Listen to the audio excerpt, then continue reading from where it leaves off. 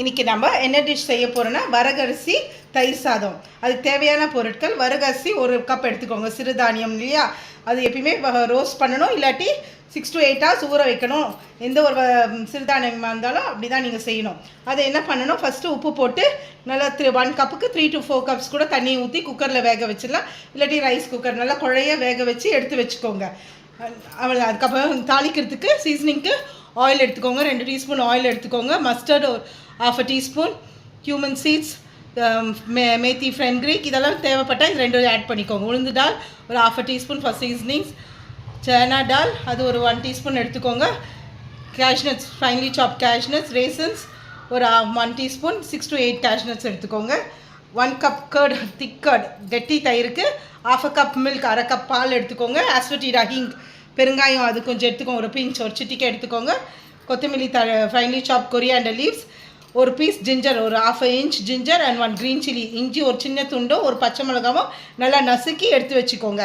Crush பண்ணி எடுத்து வச்சுக்கோங்க. இதுதான் பட்டர் ஒரு 2 teaspoon எடுத்து வச்சுக்கோங்க. இதுதான் தேவையான பொருட்கள். வாங்க எப்படி செய்கிறதுன்னு பார்க்கலாம். இப்போது ரைஸ் சூடாக இருக்கும் போதே நீங்கள் என்ன பண்ணணும், பட்டர் ஆட் பண்ணிக்கோங்க. நல்லா 2 teaspoons பட்டர் சேர்த்துக்கோங்க. add 2 teaspoons of butter. when the rice is hot, சூடாக இருக்கையிலேயே ஆற வைக்கக்கூடாது, அப்போ தான் பட்டர் நல்லா மெல்ட் ஆகும். ஓகேங்களா? கூடவே இந்த crushed ginger and green chillies இருக்கு இல்லைங்களா, பச்சை மிளகாவும் இஞ்சியும் க்ரஷ் பண்ணியிருக்கு இல்லையா, அதையும் சேர்த்துக்கோங்க. கூடவே ஹிங் இருக்கு இல்லையா, பெருங்காயம், லாஸ்பட்டிட்டா, இதை கொஞ்சம் சேர்த்துக்கோங்க, பிஞ்ச். அவ்வளோதான். இதை போட்டு நல்லா மிக்ஸ் பண்ணி எடுத்து வச்சுருங்க. இப்போ நம்ம தாளிச்சிடலாம். இப்போ ரைஸ் ஆறின பிறகு தான் நம்ம தயிரோ பாலோ எதுவாக இருந்தாலும் சேர்க்கணும். வாங்க.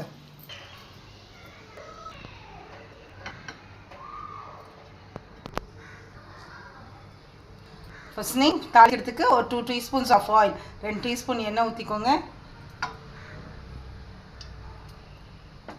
எண்ணெய் நல்லா காஞ்சதோ ஆட் சம் மஸ்டர்ட், கடுகு போட்டுக்கோங்க.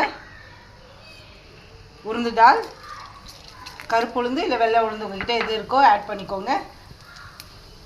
cumin seeds and methi seeds optional, விதப்பட்டா போடுங்க, வேண்டாம்னா விட்டுருங்க. கடலைப்பருப்பு, சனா டால் 2 teaspoons, salt of this, finely chopped cashews, முந்திரி போட்டுக்கோங்க, திராட்சை போட்டுக்கோங்க, காஞ்ச திராட்சை, dry raisins, finely chopped curry leaves, கருவேப்பிலை கொஞ்சம் போட்டுக்கோங்க. நான் எப்பவுமே நறுக்கி தான் போடுவேன். Saute this for just 2 minutes and add it in the rice, curd rice. சாதம் நல்லா ஆறணும். ஆறின பிறகு தான் நீங்கள் தயிர் பால் எல்லாம் சேர்க்கணும். சூடாக இருக்கும் போது சேர்க்காதீங்க. add some 1 cup of curd in the cold rice. room temperature rice இருக்கணும். பால் 1/2 cup milk. that's it. mix it well. if needed you can add some salt. கொஞ்சம் உப்பு சேர்த்துக்கோங்க. சால்ட் போட்டு வேக வச்சுருந்தீங்கன்னா உப்பு செக் பண்ணிக்கோங்க. check the salt and add it. add the seasonings, mustard, உளுந்து dal, cashew nuts, raisins, curry leaves, all that. தாளிச்சு இதெல்லாம் இருக்கு இல்லைங்களா, கடுகு, உளுந்து, வெந்தயம், சீரகம், கடலைப்பருப்பு, கருவேப்பிலை, இதெல்லாம் சேர்த்துக்கோங்க. மிக்ஸ் பண்ணிவிடுங்க. நல்லா மிக்ஸ் பண்ணிவிட்டு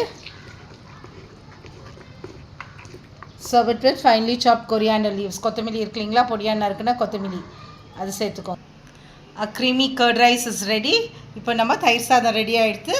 இதை சாப்பிட்டு பார்த்துட்டு எப்படி இருக்குன்னு மறக்காமல் கமெண்ட் பண்ணுங்கள். ஃபுடெக்ஸ் சேனலுக்கு லைக் பண்ணுங்கள், ஷேர் பண்ணுங்கள், சப்ஸ்கிரைப் பண்ணுங்கள்.